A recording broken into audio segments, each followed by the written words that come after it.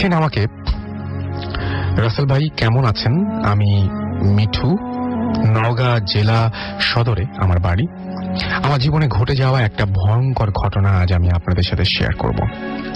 ঘটনাটা মনে পড়লে আজও আমি নিস্তব্ধ হয়ে যাই। ঘটনাটা ঘটে আজ থেকে প্রায় 3 বছর আগে। আমি পেশায় একজন ঠিকাদার।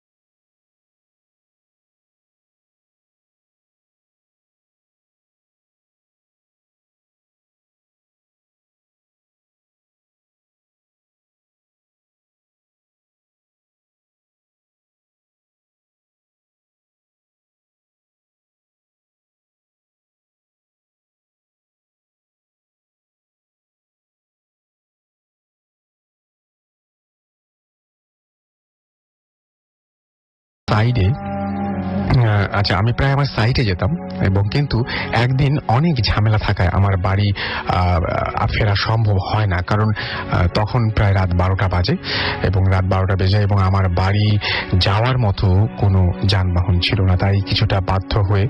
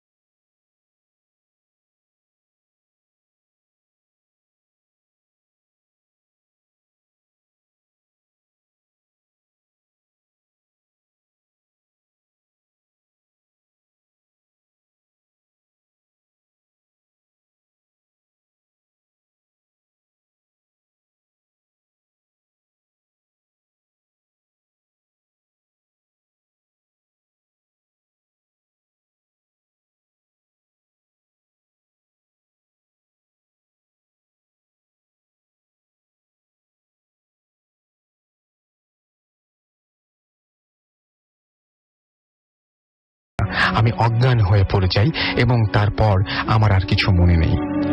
আমার যখন জ্ঞান ফেরে তখন আমি দেখি যে আমার পাশে বাবলু ও মিস্ত্রিরা দাঁড়িয়ে আছে। তারা আমাকে বলে যে আমি নাকি কাল রাতে কোথা থেকে দৌড়িয়ে এসে দরজার সামনে পড়ে যাই। তারা আমাকে ধরাধরি করে আমার রুমে নিয়ে যায়। তখন বাবলু আমাকে বলে যে এখানে আগে নাকি এরকম একজন নাইট গার্ডকে ডেকে নিয়ে যায়, যে গলা টিপে মেরে ফেলে এবং তার লাশ পাওয়া যায় নদীর পাড়ে, যেখানে কাল রাতে আমি জানাজাটা দেখেছিলাম। আমার ঘটনাটা এখানেই শেষ করার আগে বললে যে এখনো ওখানে প্রতি রাতে এরকম জানাজা হয়, এবং মজার ব্যাপার হলো আমাদের মিস্ত্রিরা ওই ঘটনা এক্সপেরিয়েন্স করেছে। আমি নিজে করেছি, কিন্তু বাবলু যে কিনা মিস্ত্রিদের ঘরের সামনে ঘুমায়, কিন্তু তাকে আজ পর্যন্ত কেউ জানাজা করতে দেখেনি। যে আমার ঘটনাটা আমার কলিগের সাথে ঘটেছে, ওর ভাষাতেই বলছি। বরিশালের একটি গভর্নমেন্ট কলেজে আমি অনার্সের স্টুডেন্ট, থাকতাম মেসটা দোতলা এবং দোতলার একটা রুমে আমরা 4 জন থাকতাম। দোতলাতে 3টা রুম এবং লম্বা একটা করিডোর, এবং করিডোরের শেষ মাথায় 2টা টয়লেট প্লাস টয়লেট অর্থাৎ বাথরুম। এবং প্রতিদিন আমরা সন্ধ্যায় টিভি রুমে আড্ডা দিতাম এবং ডিনার করে রাত 12টার পর বসতাম। সেদিন রুমে আমি শুধু একাই ছিলাম, অন্য রুমমেটগুলো বাড়ি ছিল, এবং যথারীতি আমি পড়া শেষ করে টয়লেটে যাওয়ার জন্য বের হলাম। সব রুমের লাইট অফ, তাই করিডোরের খুব অন্ধকার মনে হলো। আমি টয়লেট শেষ করে রুমের কাছাকাছি আসতেই মনে হলো কে যেন খুব স্পিডে আমাকে পাস করে চলে গেল, বাট আমি কিছুই দেখলাম না। কোনো কিছু না ভেবে আমি রুমের লক করে দিয়ে লাইট অফ করে বেডে ঘুমিয়ে পড়লাম। হঠাৎ ঘুম ভেঙে গেল। মনে হলো আমার ঠিক সামনের বেডে এবং ডোরের পাশে কেউ শুয়ে আছে। ভাবলাম ভুল দেখছি, চোখ বন্ধ করলাম, এগেইন দেখলাম না, ভুল না, কেউ আছে আমার রুমে। তো কারো থাকার কথা না, অন্য কেউ থাকলেও আগেই বলতো। ভয় হলো, তবুও উঠলাম। আস্তে আস্তে ওই বেডের কাছে গেলাম। সত্যি চাদর মুড়ি দিয়ে কে যেন শুয়ে আছে। বড় বড় কালো চুল অন্ধকারে স্পষ্ট বোঝা যাচ্ছে। ভয়ে থরথর করে কাঁপছি। কাঁপা কাঁপা হাতে আমি তার কাঁধে হাত দিলাম। সে যেন আমার দিকে ফিরল। দেখলাম এক বিভৎস অবয়ব, সাদা বড় বড় 2টা চোখ, পুরো মুখ কেমন যেন রঙের, ভয়ঙ্কর রং, আর কি ভয়ঙ্কর সেই চাহনি। আমি চিৎকার করে সেন্সলেস হয়ে পড়ে যাই। পরদিন সকালে সেন্স ফেরার পরে সবকিছু বললাম সবাইকে, এবং ওরা বলল যে চিৎকার শোনার পর ওরা রুমে গিয়ে দেখে আমার রুমের দরজা খোলা, আর আমি ফ্লোরে পড়ে আছি। বাট আমার মনে আছে আমি রুম লক করেই শুতে গিয়েছিলাম। ওই ঘটনার পরে আমি মেস চেঞ্জ করি। এই ছিল ঘটনা, এবং এর পরপরই আমি ঘটনায় চলে যাই।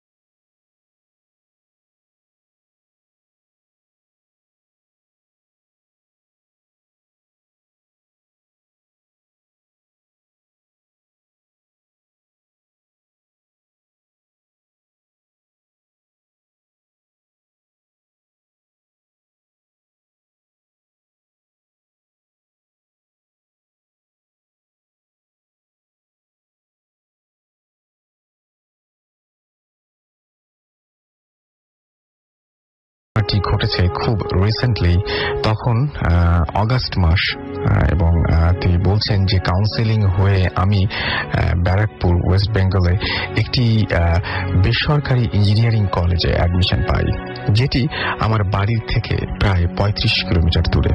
তাই বাবা চেয়েছিল হোস্টেলে থেকে পড়াশোনা করার জন্য, বাট আনফর্চুনেটলি আমি যখন যাই তখন আর ভ্যাকেন্সি ছিল না। তো প্রথম কয়েকদিন আমাকে ডেইলি যাতায়াত করতে হয়েছে, প্রায় 3-4 ঘন্টা নষ্ট হতো জাস্ট যাতায়াতে। তাই আমার একটি বন্ধু সায়ান বলল যে ও নাকি একটা ইন্ডিপেন্ডেন্ট হাউস রেন্টে পেয়েছে খুব সস্তায়।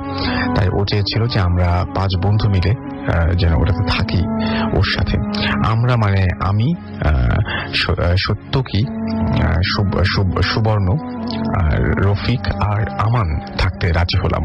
কেন কি আমার বাড়ি অনেক দূরে আর আমাদের একই অবস্থা। বাড়িটার ডেসক্রিপশন একটু দিয়ে রাখি। বাড়িটি একটি ক্যান্টনমেন্ট হাউস, পুরনো আর বেশ বড়, 3 বেডরুম, একটা কমন বাথরুম, কিচেন আর একটা স্টোর রুম। বেশ বড় বাড়ি, প্রায় 1500 স্কোয়ার ফিট এরিয়া হবে।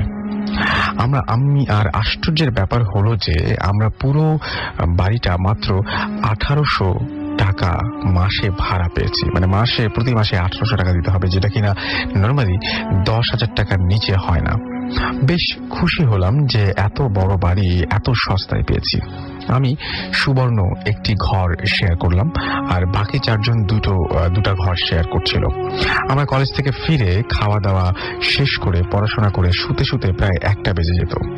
প্রথম কোনো অসুবিধা হয়নি।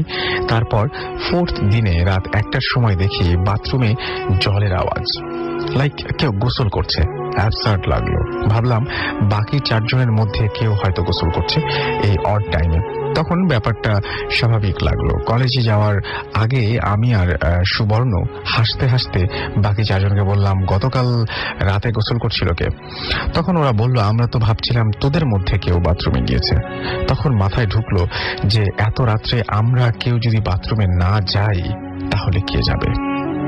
বলে রাখা ভালো যে বাথরুমটার দরজাটা বেশ উঁচু, আর বাথরুম থেকে বাইরে জাস্ট ওপরে তাকালেই একটা সিলিং ফ্যান, যেটার ব্লেডগুলো অস্বাভাবিকভাবে বাঁকানো। রান্না করার লোক একটা রাখা হয়েছিল, এবং যে বিকেলে এসে রান্না করে দিয়ে যেত। 5th দিনে আমরা পড়ছি, তখন প্রায় 8টা বাজে। হঠাৎ রান্না করার মেয়েটি চেঁচিয়ে উঠল। আমরা তৎক্ষণাৎ ওইখানে পৌঁছে দেখি যে অজ্ঞান হয়ে মাটিতে পড়ে আছে বাথরুমের সামনে। জল ছিটে জ্ঞান ফিরাতেই বলল, বাবু তোমরা এই বাড়িতে থেকো না, এখানে আত্মা আছে। আমরা ব্যাপারটা সিরিয়াসলি নিলাম না। ও কাজ ছেড়ে দিল, আর তারপর থেকে কেউ কাজ করতে রাজি হলো না। তাই আমরা হোটেল থেকে খেয়ে আসতাম। তারপর 2 দিন কেটে গেল, অস্বাভাবিক কিছু ঘটলো না। আমরাও ভুলে গেলাম। 8ম দিনে আমরা খেয়ে বাড়ি ফিরলাম। ফিরে রফিকের বাথরুম পেয়েছে, তাই ও বাথরুমে গেল। তারপর চিৎকার দিয়ে উঠল। আমরা গিয়ে দেখি রফিকও বাথরুমের সামনে অজ্ঞান হয়ে পড়ে আছে। সবাই মিলে রফিককে ঘরে নিয়ে এলাম। তারপর সবাই রফিকের জ্ঞান ফেরানোর চেষ্টা করতেই শুভ্র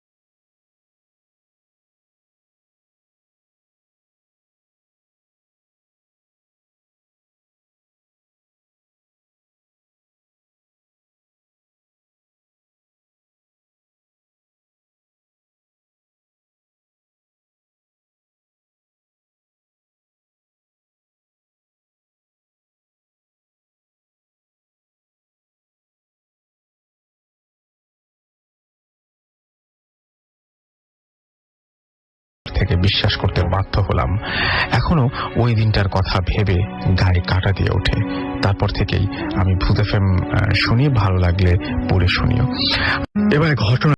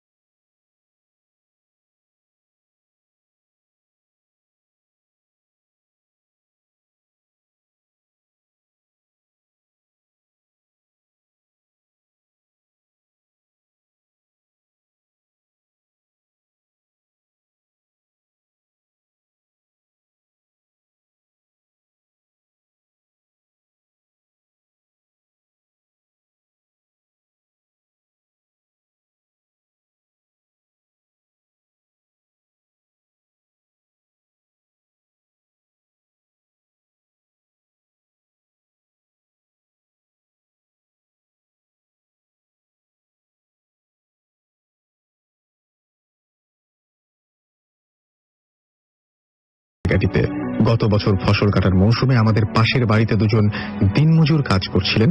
বর্ষার পানি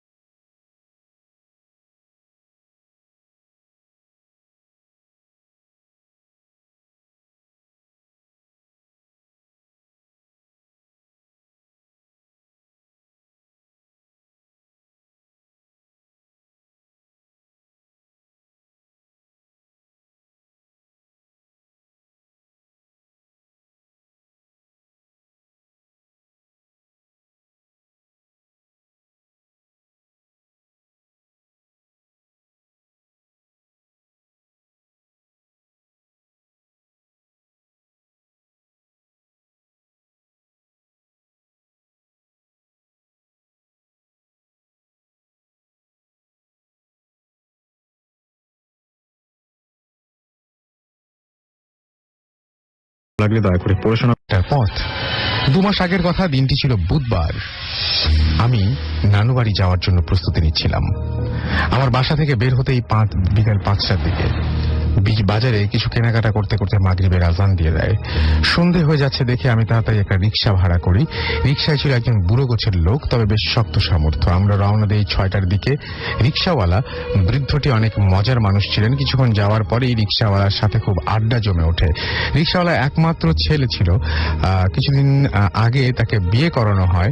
বুড়ো লোকটি বিয়ে বাড়ির অনেক মজার ঘটনা বলছিল। শুনতে আমার খুব মজা লাগছিল, কিন্তু এরপর যা ঘটলো আমি মোটেই প্রস্তুত ছিলাম না। আমরা যখন নলিতাবাড়ি পৌরসভার সীমানা থেকে বের হয়ে গ্রামের রাস্তায় প্রবেশ করলাম, তখন রাস্তাগুলো একটু ভালো ছিল না। আমার অনেক রাস্তায় শুধু ইট বিছিয়ে রাখা। তাছাড়া গ্রামে রাস্তা হওয়ায় রাস্তায় তেমন ইলেকট্রিসিটি তাছাড়া গ্রামের রাস্তা হওয়ায় রাস্তায় তেমন কোনো ইলেকট্রিসিটি বাল্ব ছিল না। রিক্সার লাইট দিয়ে আমরা যাচ্ছিলাম। আমার নানু বাড়ি যাওয়ার পথে একটা এলাকা দিয়ে যেতে হয়, একটির নাম বাঁশকান্দা। সেখানে প্রচুর বাঁশ জন্মে। তাছাড়া রাস্তার দুপাশে অসংখ্য ঝোপের মতো হয়ে আছে। আমরা যখন নানু বাড়ির কাছাকাছি, তখন রিক্সাওয়ালা হঠাৎ রিক্সা থামিয়ে বলল, তুমি একটু বসো। এই বলে তিনি রাস্তার পাশে একটা ঝোপের আড়ালে চলে যান। আমি সময় কাটানোর জন্য ফোনে গান শুনছিলাম। অনেকক্ষণ হয়ে গেল, কিন্তু কোনো সারা শব্দ আসছিল না। এক পর্যায়ে আমি লোকটাকে ডাক দেই, কিন্তু কোনো সারা শব্দ নেই। তখন হঠাৎ আমার মনে কেমন যেন ভয় করতে লাগলো। তখন আমি রিক্সা থেকে নামলাম খোঁজার জন্য। তখন আমি বুঝতে পারলাম চারপাশে সত্যিই খুব অন্ধকার।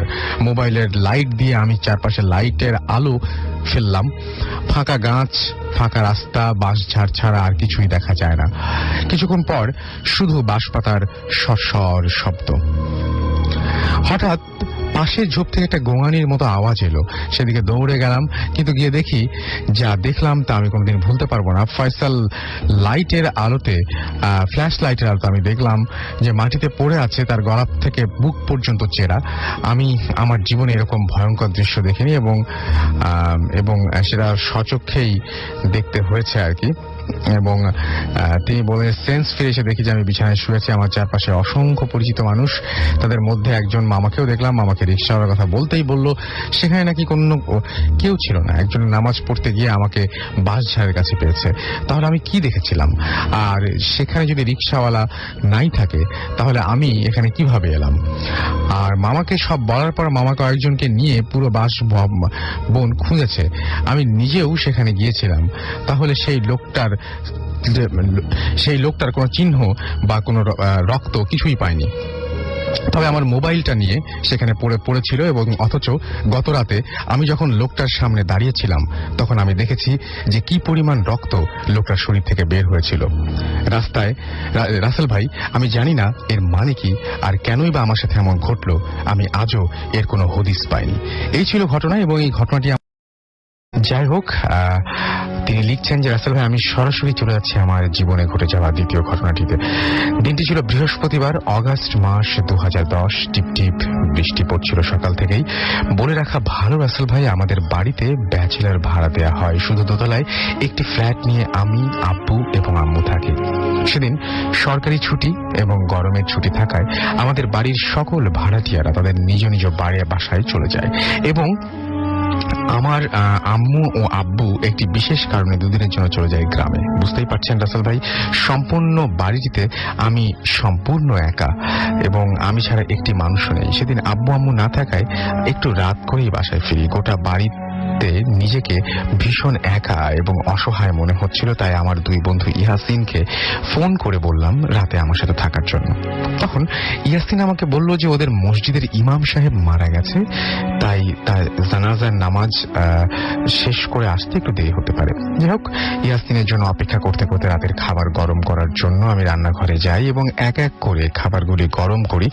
রাত তখন আনুমানিক 11টা কি 11:30 হবে।